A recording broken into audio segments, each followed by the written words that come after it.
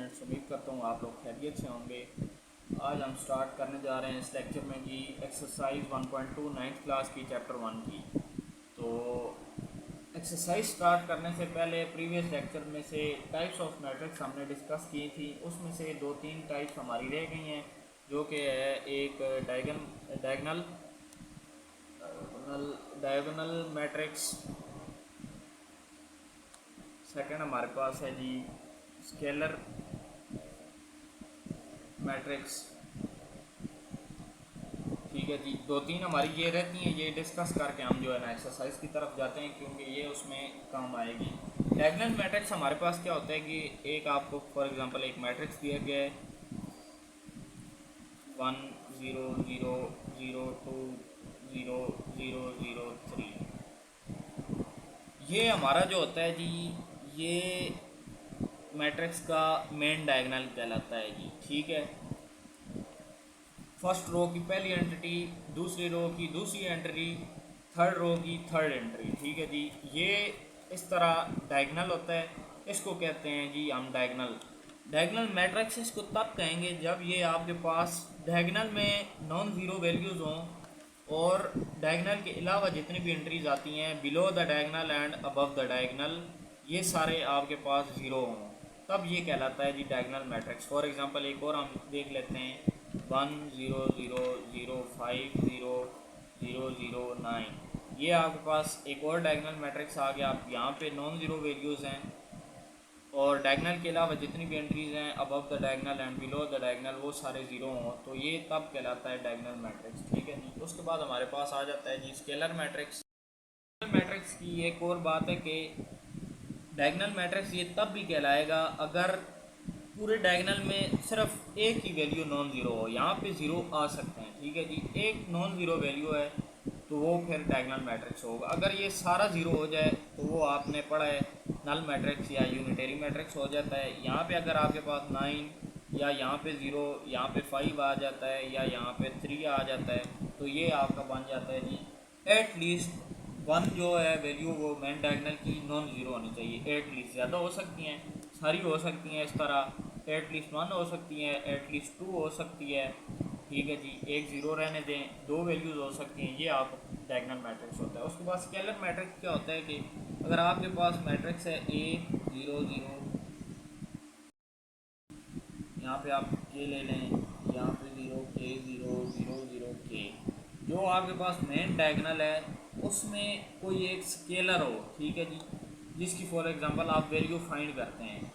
ये याद रखें कि के जो होता है हमारा 0 1 के इक्वल नहीं होता। यहाँ पे ये जो डायगोनल में हम वैल्यूज़ ले रहे हैं या यहाँ पे ये 0 ले रहे हैं, ये के उनमें से नहीं है। के की वैल्यू हम फाइंड कर सकते हैं। ठीक है, ये एक स्केलर होता है। मेन डायगोनल में सारे स्केलर हों, उसके अलावा सारा matrix above the diagonal and below the main diagonal सारे ज़ीरो हों, तो वो फिर हमारा स्केलर मैट्रिक्स कहलाता है। एंड स्केलर जो होंगे वो सारी सेम वैल्यूज़ होंगी, इसलिए मैंने इन सबको के नाम दिया है, वरना के एम एन हो सकता था। के जो होगा हमारे पास वो सारा मतलब तीनों डायगोनल की तीनों एंट्रीज वो सेम होंगी, लेकिन ये जो है 0 1 के बराबर नहीं हम ले सकते। ठीक है जी, हमारे पास आ जाता है जी यूनिट मैट्रिक्स या आइडेंटिटी मैट्रिक्स। आइडेंटिटी और यूनिट मैट्रिक्स। ठीक है जी, लेट्स से हमारे पास एक मैट्रिक्स है 1 0 0 0 1 0 0 0 1। हमारे मैट्रिक्स में अगर मेन डायगोनल में तमाम 1 हो, तमाम एंट्रीज 1 हो और below the diagonal and above the diagonal जो हमारी एंट्रीज हैं वो 0 हो, मेन डायगोनल तमाम एंट्रीज 1 हो। ठीक है, यानी कि ये पहली एंट्री भी 1 हो, सेकंड रो की सेकंड एंट्री भी 1 हो, थर्ड रो की थर्ड एंट्री भी 1 हो, तो ये तब मैट्रिक्स कहलाता है यूनिटरी मैट्रिक्स या आइडेंटिटी मैट्रिक्स। ठीक है जी, फॉर एग्जांपल कोई भी मैट्रिक्स दिया हो, फॉर एग्जांपल हमें दिया गया है जी 1 3 5 2 0 2 1 3 3 1। तो अब ये दो तो हमारे पास 1 है, यहाँ पे 1 नहीं है, तो ये हम आगे जाके पढ़ेंगे किसी भी हम ऑपरेशन लगा के इस पर रो इचिलॉन फॉर्म लगा सकते हैं, रिड्यूस इचिलॉन फॉर्म करके जो हम है यूनिटरी मैट्रिक्स, यूनिट मैट्रिक्स या जो है ना हम आइडेंटिटी मैट्रिक्स बना सकते हैं अपना। लेकिन आइडेंटिटी मैट्रिक्स आपने यहाँ तक याद रखना है कि क्या होता है कि below the diagonal and above the diagonal जो हमारे पास एंट्रीज हैं वो ज़ीरो हों और जो मेन डायगनल में है वो हमारे पास एंट्रीज 1 हो, सारी तमाम डायगनल 1 हो, मेन डायगनल 1 हो, तो उसको हम कहते हैं जी ये हमारा यूनिट मैट्रिक्स या आइडेंटिटी मैट्रिक्स है। अब हम स्टार्ट करते हैं एक्सरसाइज 1.2 क्वेश्चन 1 हम देखते हैं। फर्स्ट क्वेश्चन हमारे पास क्या है, identify the unit matrix, row matrix, column matrix and null matrix. ये हमें कुछ मैट्रिक्स दिए गए हैं जिनमें से हमने चेक करना है कि यूनिट मैट्रिक्स कौन सा है, row matrix, column and null matrix कौन सा है। सबसे पहले इसका बताएं कि ये कौन सा मैट्रिक्स है। ये हमारे पास जी तमाम एंट्रीज जिसमें ज़ीरो हो तो वो हमारे पास होता है जी नल मैट्रिक्स, नल या unit matrix, unitary matrix, sorry null matrix और ज़ीरो मैट्रिक्स इसको हम कह सकते हैं। ठीक है, उसके बाद भी देखें आप तो यहाँ पे सिर्फ 1 रो है और कॉलम 3 है। कॉलम मैट्रिक्स तो ये हो नहीं सकता, नल भी नहीं हो सकता, यूनिट भी नहीं हो सकता, तो ये हमारे पास रो मैट्रिक्स है। ठीक है जी, अब यहाँ पे कॉलम 1 है सिर्फ और ये यूनिट मैट्रिक्स भी नहीं हो सकता, रो मैट्रिक्स भी नहीं हो सकता, तो ये कॉलम मैट्रिक्स है। ठीक है, उसके बाद हमारे पास आ जाता है जी डी। यहाँ पे देखें मेन डायगोनल की वैल्यूज़ हमारे पास 1 है सारी, तो ये आपके पास क्या होगा, यूनिट मैट्रिक्स या आइडेंटिटी मैट्रिक्स। ठीक है जी, आइडेंटिटी मैट्रिक्स। उसके बाद ये देखें आप, इसमें रो भी 1 है, कॉलम भी 1 है, मगर ये एंट्री जो है हमारे पास 0, तो ये होगा आपका 0 और नल मैट्रिक्स। उसके बाद हमारे पास आ जाता है जी एफ हमारे पास है जी एक कॉलम है और रोज़ 3 है, तो ये कौन सा मैट्रिक्स होगा, ये आपने बाय सेल्फ करना है। क्वेश्चन 1 कंप्लीट हो गया। क्वेश्चन 2 देखते हैं जी। सेकंड क्वेश्चन में हमारे पास क्वेश्चन है कि form the following matrices. First जो हमें कहा गया है मैट्रिक्स बनाने को वो square matrix, second rectangular, row, column and identity matrix. तो सबसे पहले हम बनाते हैं जी स्क्वायर मैट्रिक्स। स्क्वायर मैट्रिक्स क्या होता है, वो मैट्रिक्स जिसमें number of rows and number of columns equal हों, 2 3 4 5। ये हम एक मैट्रिक्स बना लेते हैं। इसमें हमारे पास नंबर ऑफ रोज 2 हैं एंड नंबर ऑफ कॉलम भी 2 हैं, तो ये हमारा स्क्वायर मैट्रिक्स हो गया। उसके बाद रेक्टेंगुलर मैट्रिक्स हम लेते हैं, वो मैट्रिक्स जिसमें number of rose number of columns के इक्वल ना हो। ठीक है जी, तो वो हमारा होता है रेक्टेंगुलर मैट्रिक्स। अब इसमें आप देखें नंबर ऑफ रोज 2 हैं, नंबर ऑफ कॉलम 3 हैं। उसके बाद हमारे पास आ जाता है जी रो मैट्रिक्स। रो मैट्रिक्स में हमारे पास एक रो होती है। ठीक है, a matrix contain only 1 row that is called row matrix. तो यहाँ पे आप लिख सकते हैं 1 0 2, इसमें सिर्फ एक ही रो है, तो ये आपके पास हो गया जी row matrix. Second column matrix आपने ख़ुद बनाना है एंड लास्ट हमारे पास है आइडेंटिटी मैट्रिक्स।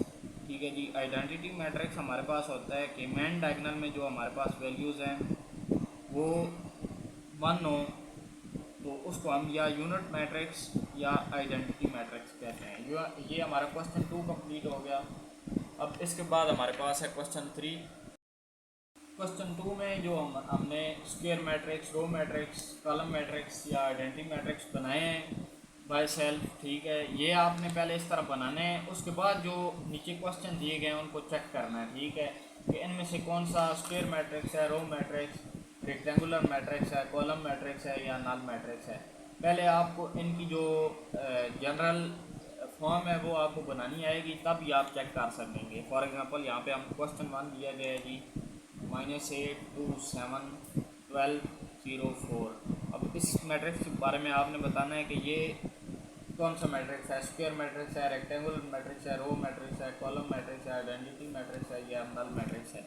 तो इसमें देखें आप, हमारे पास रोज 2 हैं, कॉलम 3 है, तो ये ना तो रो हो सकता है ना कॉलम, और आइडेंटिटी भी नहीं हो सकता क्योंकि मेन डायगोनल में 1 नहीं है, और नल मैट्रिक्स भी नहीं हो सकता, सारी एंटिटीज 0 नहीं है। या तो ये स्क्वायर मैट्रिक्स होगा या जो है हमारे पास रेक्टेंगुलर मैट्रिक्स होगा। स्क्वायर मैट्रिक्स वो होता है जिसमें रोज़ एंड कॉलम्स की तादाद इक्वल हो। यहाँ पे 2 रोज़ हैं और 3 कॉलम्स हैं, तो ये हमारे पास रेक्टेंगुलर मैट्रिक्स बनेगा।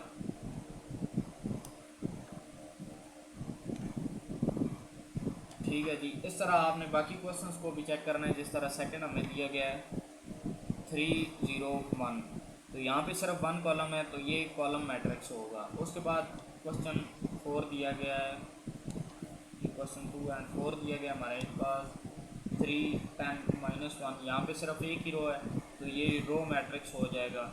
इस तरह आपने बाकी 9 क्वेश्चन को भी चेक करना है कि कौन सा मैट्रिक्स जो है ना किस फॉर्म का है।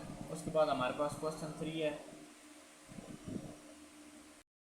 क्वेश्चन 3 हमारे पास है जी, identify diagonal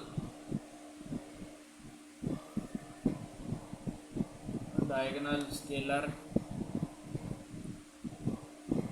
and unit matrices.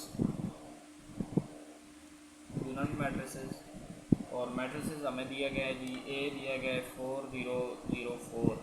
इसके बारे में आपने बताना है कि ये डायगोनल मैट्रिक्स है, स्केलर मैट्रिक्स है या यूनिट मैट्रिक्स है।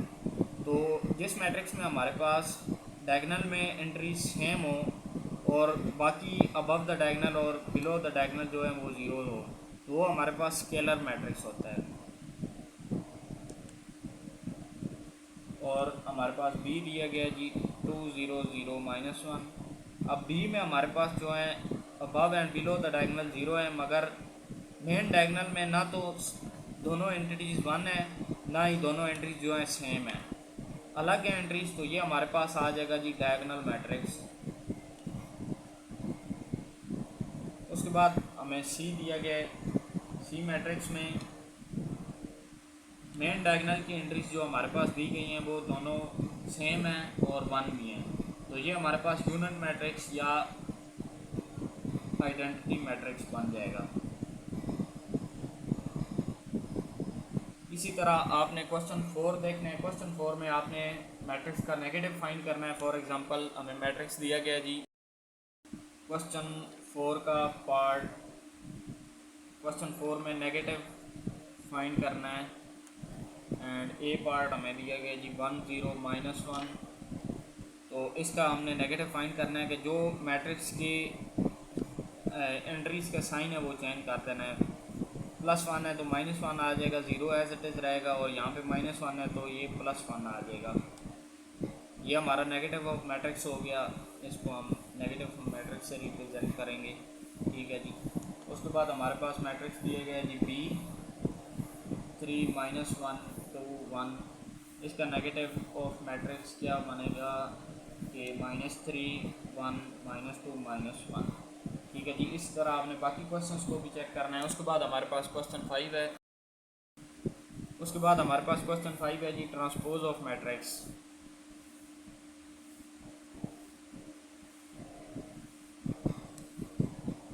ट्रांसपोज ऑफ मैट्रिक्स, हमें मैट्रिक्स दिया गया है जी। पहला क्वेश्चन है A 0 1 -2। ट्रांसपोज ऑफ मैट्रिक्स क्या होता है कि मैट्रिक्स की रो को कॉलम में चेंज कर देना और कॉलम को रो में, एक ही बात है।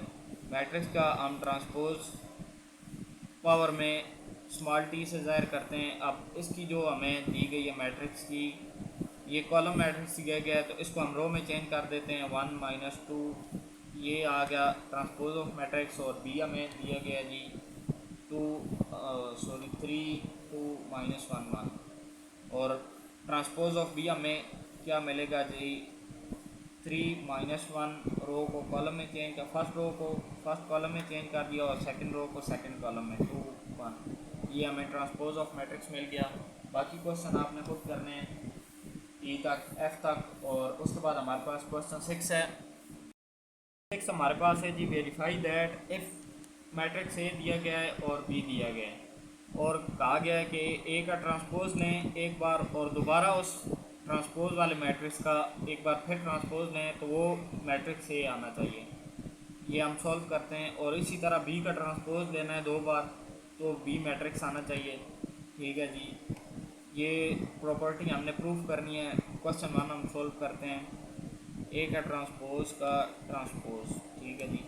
तो मैट्रिक्स ए ले लिया 1 2 0 1, ठीक है। ट्रांसपोज हम लेते हैं जी 1 2 0 1।